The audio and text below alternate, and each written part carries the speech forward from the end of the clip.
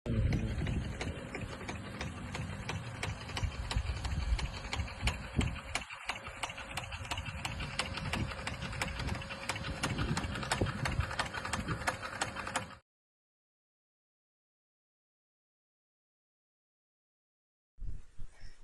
julle. So ek en Willem is hier in Kombat. Ons wil vir julle kom wys hoe werk die iFeeder stelsel in aksie. Ons is lekker hier in die water. Die spreiers spuit. Maar ons het 'n klein probleempie. 'n Klein obstakeltjie wat ons bietjie terughou.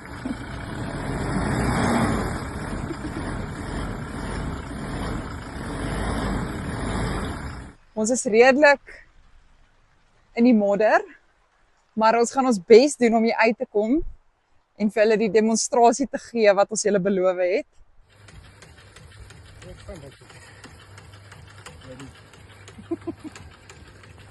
Daar gaan hy met sy hoetjie in die klippe. Dit werk nie. Ons word eintlik net gegraaf. Welkom by die volgende episode van die Cherry Chats. Ons staan hier so lekker in die mielielande in Kombat. Dis pragtig hierso. Die spulpunt loop. En daar is die iFeeder pomp in aksie. Hulle gaan gou vir julle verduidelik presies hoe dit werk. Soos julle sal sien, hierdie stelsel is reeds besig nou om te meng. Daar kan julle dit sien op die video en die pomp is besig onder om te loop. Daar staan die pomp. So ja, die menger en die pomp. So julle sal sien dat die menger is 'n bietjie van die middel af weggesit, nie in die middel soos die meeste mense sal dink om dit daar te sit nie. Omrede daarvoor is as die menger meng, begin hy 'n vortex maak as hy in die middel is en jou kunsmis gaan lê als op die kante en hy pak aan en hy meng nie so egalig nie. So ons sit die menger net off center om die mengaksie beter te maak. Hy gooi die kunsmis uit, dit kom terug in die stelsel en hy gooi hom uit en kom terug in die mengarea in. So een of twee belangrike goed wat julle moet onthou met die mengers.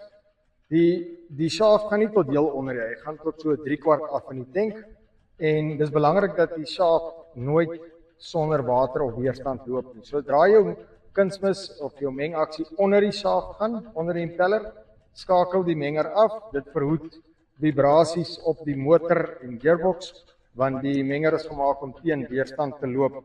So ja, dit sal net verseker dat jou menger baie langer hou. Dan sal ons afgaan en 'n bietjie van onder af vir julle verduidelik en 'n bietjie gesels oor die pomp.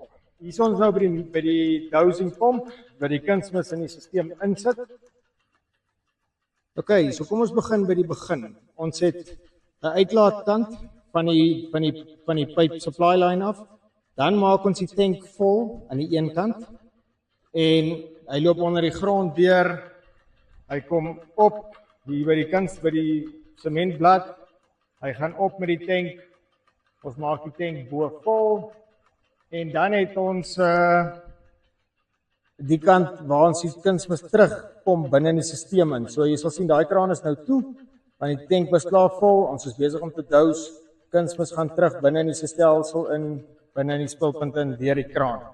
So net ter inligting, daai kraan is baie belangrik. Sou jy besig wees om kunsmis toe te dien en jou spulpunt gaan staan of daar kom 'n kragonderbreking of enige so iets, dan maak daai kraan toe, die spulpunt sit af.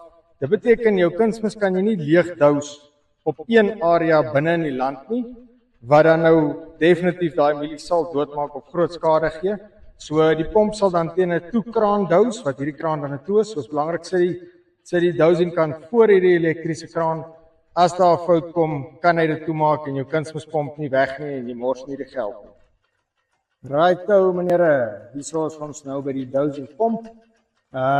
Dis 'n tipiese stelsel hoe ons dit sal insit. Ons het 'n kraan voor die pomp. So as daar enige foute kom aan die tank se kant, ons het 'n filter voor die pomp.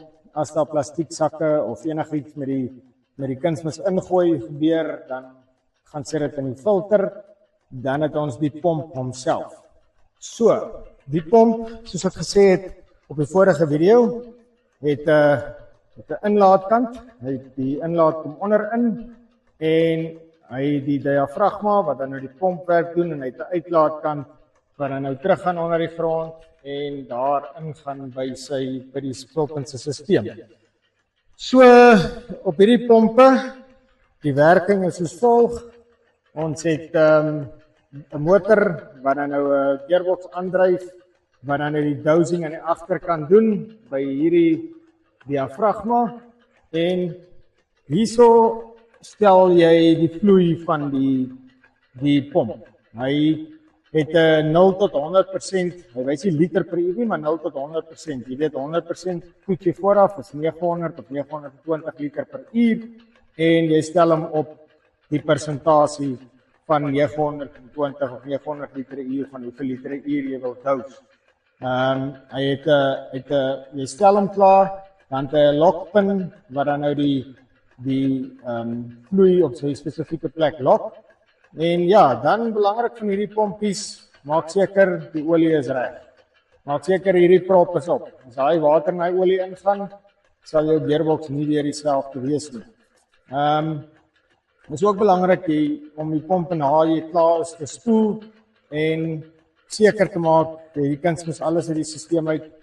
Maak jou filter skoon na jy kunsmis gegee het. Dat die kunsmis nie gaan hard raak binne in die filter en 'n natuurlike blokkade veroorsaak wat jy nie gaan uitkry nie. So ja, dit is die iFeeder stelsel in 'n nutshell. En ja, as daar enige vrae is, los dit in die kommentaar. Dankie.